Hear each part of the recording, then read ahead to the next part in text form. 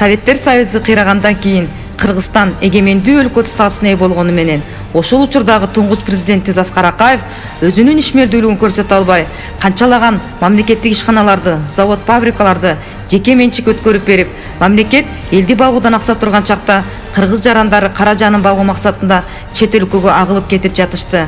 Мына ошол учурдагы миңдеген жарандарыбыз кошуна өлкө Казакстанга барып, ал жактагы ар кандай улуттагы ишкерлердин колунда кордолуп, кул болуп кеткендиги тууралуу эчендеген маалыматтар чыгып, тасмаларда тартылган. Ошол учурларда Жогорку Кеңештин депутаты, элдин өкүлү Адахан Мадумаров кыргыз жарандарын кантип кулчулуктан куткарып келгендиги тууралуу пикирин билдирди. Мен ал кезде мыйзам чыгаруу жыйынынын Жогорку Кеңештин социалдык саясат, ардагерлер жана массалык маалымат каражаттары боюнча комитеттин төрагасы элем.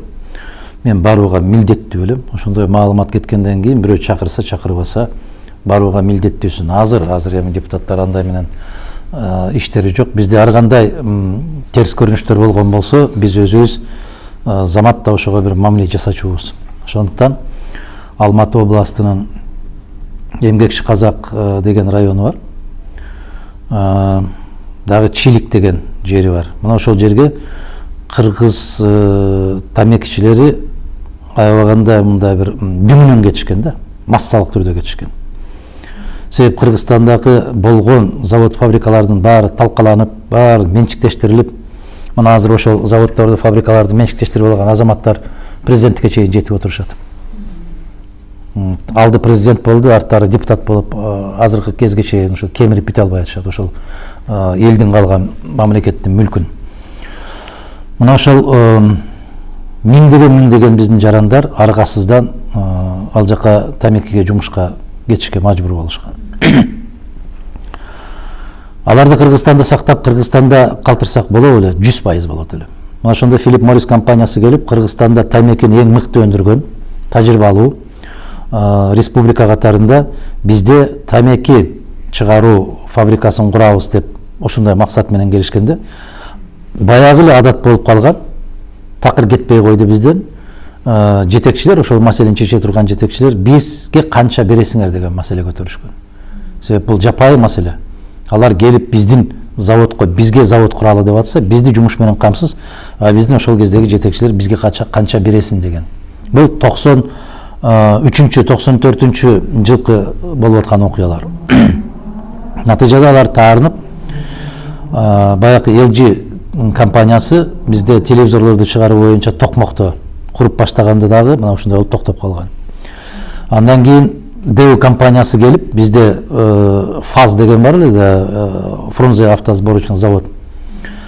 Ошол автомобилдерди, автоунааларды жыйнай турган заводдун базасында ошол машиналарды чыгаралы деп ДЭУ компаниясы келди, Түштүк Кореянын.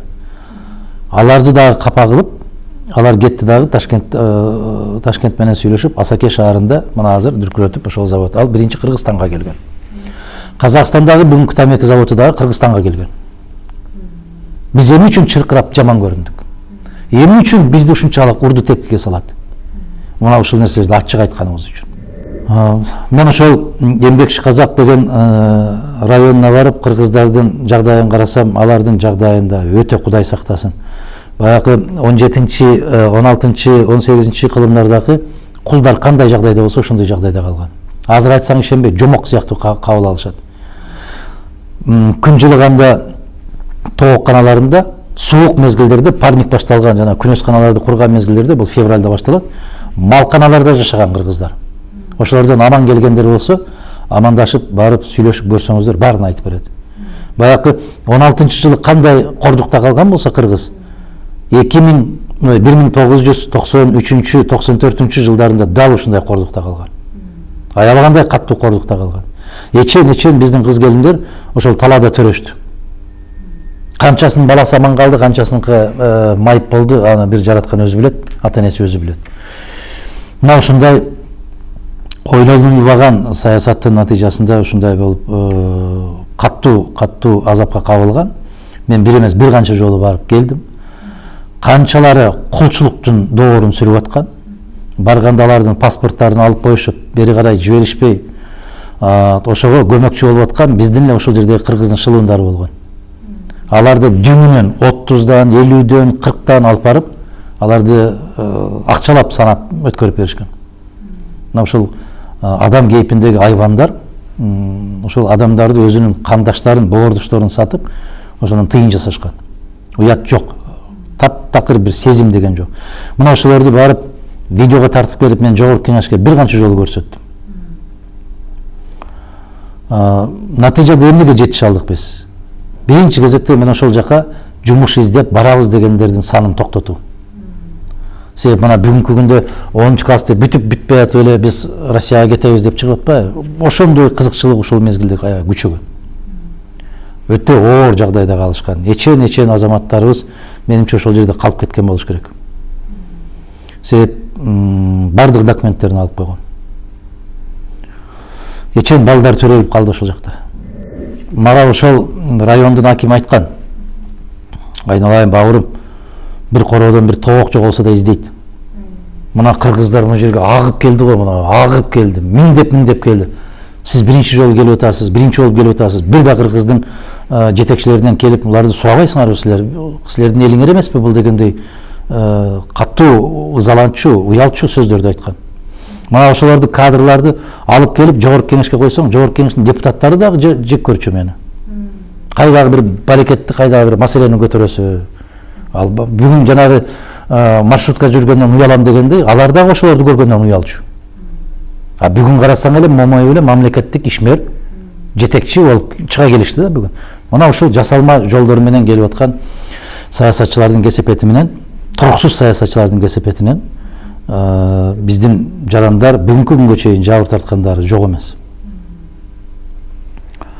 Эгерде биз ошол завод бул жерде курулуп калганда Кыргызстан Союздун мезгилиндеги биринчи орунда тамеки өндүрүү боюнча биринчи орунда турган мамлекет элек.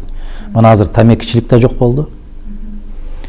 Эчен жерлер тамеки өндүргөн, тамеки өстүргөн жерлердин баарына кепе куруп, жер куруп, башка кылып, быт чытын чыгарып, ошол комитеттин төрагасы азыркы мамлекетиңердин жетекчиси айланайын.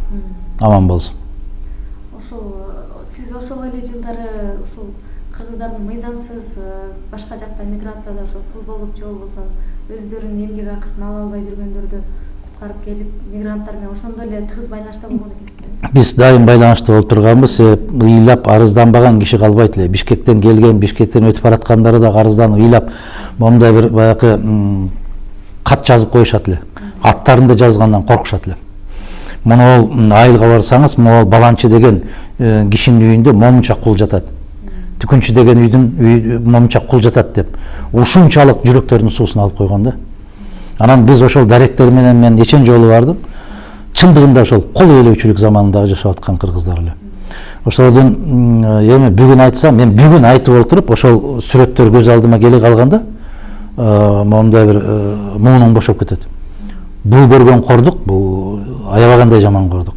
Биз мүмкүн болушунча мен ошол колумдун жеткенинче, күчүмдүн, алымдын жеткенинче, себеп мени кыргыз өкмөтү да, кыргыз бийлиги да, кыргыз жетекчилиги да колдогон эмес.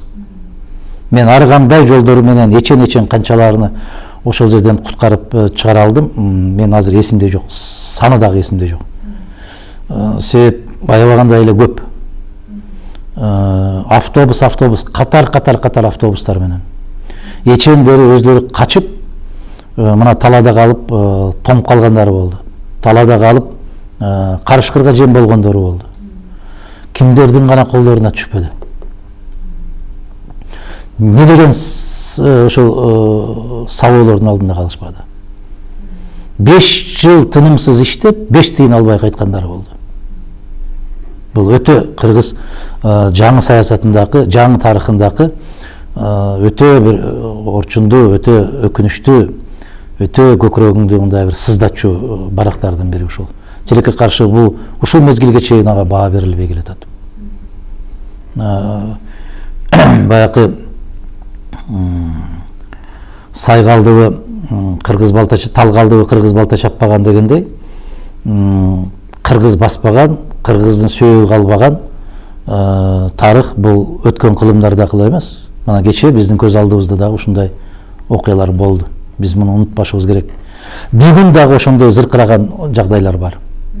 Бүгүн да чыркыратып, ошондой бир аябагандай каттуу сыздатып аткан жагдайларыбыз бар. Бирок элибиз таптакыр укпай койду ушундайда. Элибиз деп айтып атканым себеби, ошол бийлик канчалык запкы берсе, ошол бийликке ушунчалык жагынуучулук, ошол бийликти ушунчалык колдоо, ошол бийликтин анча-мынча тапкандарын чачып койгон, ыргытып койгон бир оокаттарына алданып, биздин келечегибиз аябагандай катуу коркунучта турат. Ушундай.